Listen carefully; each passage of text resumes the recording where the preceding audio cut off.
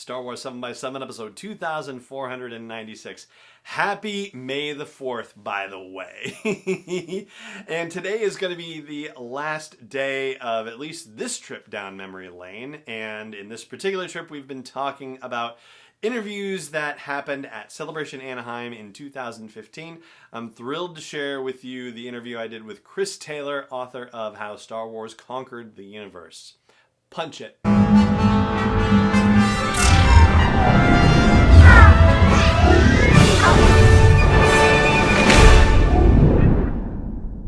Hey Rebel Rouser, I'm Alan Voivod and this is Star Wars 7x7, your daily dose of Star Wars joy.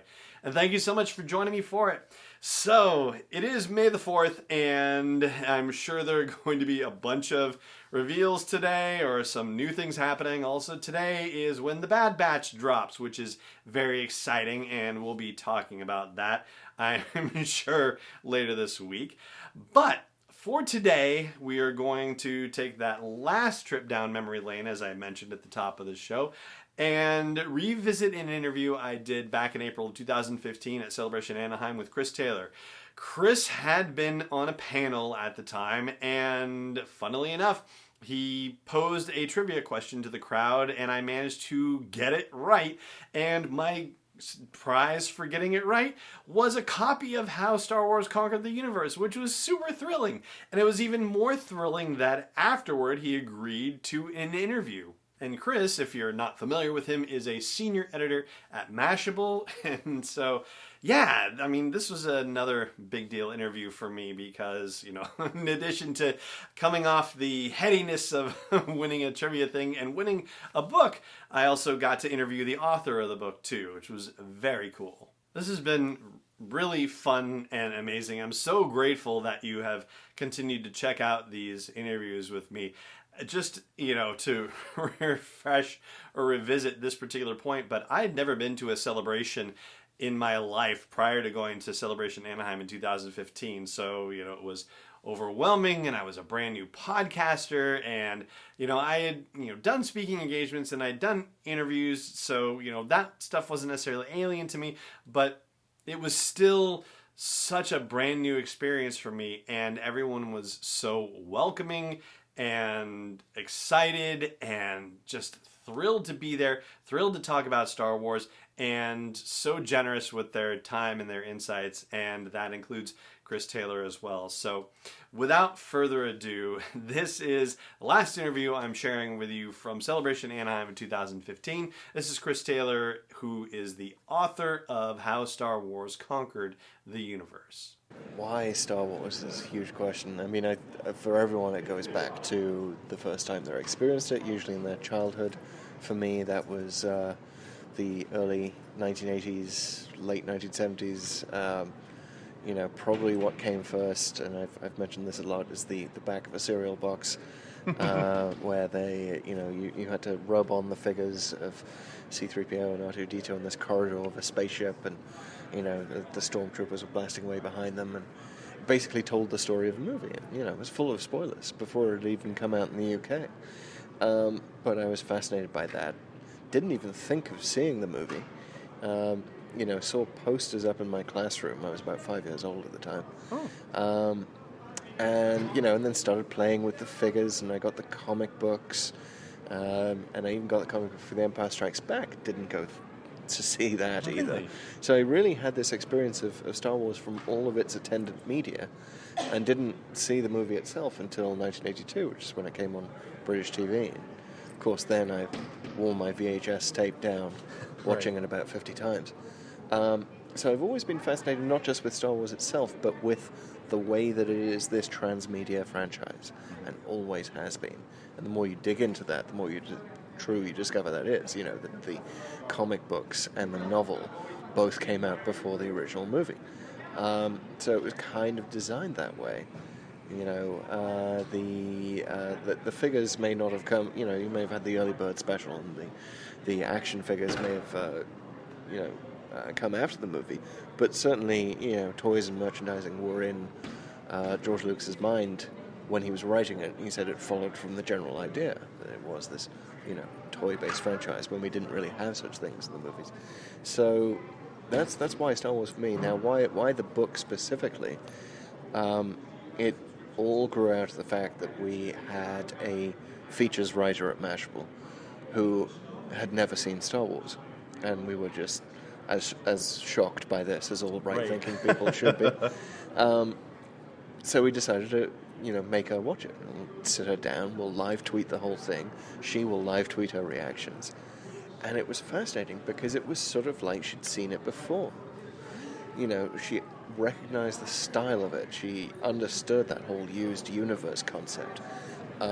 She knew a lot of the character names. She understood, who Luke's father was, even though there's not even a spoiler for that movie. Right. And I started to become fascinated by this notion of, well, all of these newbies, all these people who've never seen Star Wars, have they really never seen, have they sort of just never seen the movie? Have they sort of experienced it the way I had experienced it as a kid before I saw the film? Getting it, just inhaling it through other media, just sort of absorbing it without even realizing. And that seemed to be the case. I did a screening with Lucasfilm and Mashable and Change.org in San Francisco, and I think we managed to get about 30 complete newbies, which had a hell of a time finding them. But we put the word out for like 3 weeks with our attendant websites. And managed to find that many. So it was. Did you do it through Mashable as well? Yes. And it took you 3 weeks to be able to find 30 people who. Yes. That's remarkable. Oh yeah, it was a nightmare trying to find them. But even then, we interviewed them beforehand, and they were all like, "Oh, I don't know any characters at all apart from C-3PO, Darth Vader, Princess Leia, Luke Skywalker, Yoda." They rattled off 20 of them. Oh, and that guy who talks funny. They say stuff like that. And that golden guy. Right. But they still knew it, and they knew the spoilers, and they knew who was a relative of whom. And it's like that is it's the only franchise where it's perfectly acceptable to discuss spoilers. I can't say here on this podcast what happens to Dumbledore, because even, years after that book coming out, people will still be outraged if you actually say it without giving a spoiler warning first. Right. That's not the case with, Luke and Darth. I mean, it's just, it's accepted. Everyone knows. The most popular phrase in our culture around Star Wars is a spoiler.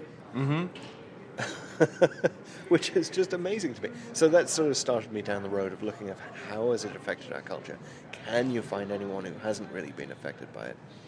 And then separately, when Lucasfilm was sold to Disney, I found out that there'd just not been I like to call it a biography of the franchise. There'd been no history of the thing from start to finish, with looking at the fandom.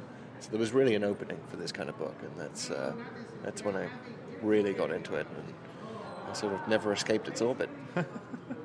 Now, just one quick follow-up. Did you encounter anyone who, because you mentioned people may not have seen the movies, but they may have encountered it through other media, did you encounter people who had not consumed the other, I guess, the first degree of separation media, like comic books or regular books or video games? Were there people who had just absorbed it literally through the culture? Yeah, I mean, I can't tell you how many parents came up to me and said, how does my kid know all the names of all the characters? They haven't read the books. They're not old enough to read. They're just on the sort of first grade reading level at the moment, but they somehow know all these characters. And I think it just sort of spreads by word of mouth among kids. Older brothers and older sisters teach their younger siblings the names of these characters, and they act it out, and maybe they see a little bit on TV, or they show them a picture of a lightsaber or something. It's such a visual thing that you can just tell the story through those images. But yeah, it does seem to be absorbed by osmosis, most often on the playground. And there you go. That's Chris Taylor, author of How Star Wars Conquered the Universe, senior editor at Mashable from Celebration Anaheim in 2015. And that is going to do it for this episode of the show, as well as our series of flashbacks looking back to Celebration Anaheim in 2015. it just remains for me to say thank you so much for joining me for it, as always. Once again, happy May the 4th to you, and may the Force be with you, wherever in the world you may be. Star Wars 7x7 is not endorsed or sponsored yet by Lucasfilm Limited, Disney, or 20th Century Fox, and is intended for entertainment and information purposes only. Star Wars, the Star Wars logo, all names and pictures of Star Wars characters, vehicles, and any other Star Wars-related items are registered trademarks and/or copyrights of Lucasfilm Limited, or their respective trademark and copyright holders. May the Force be with them. All original content is copyright 2021 by Star Wars 7x7. We hope you love it.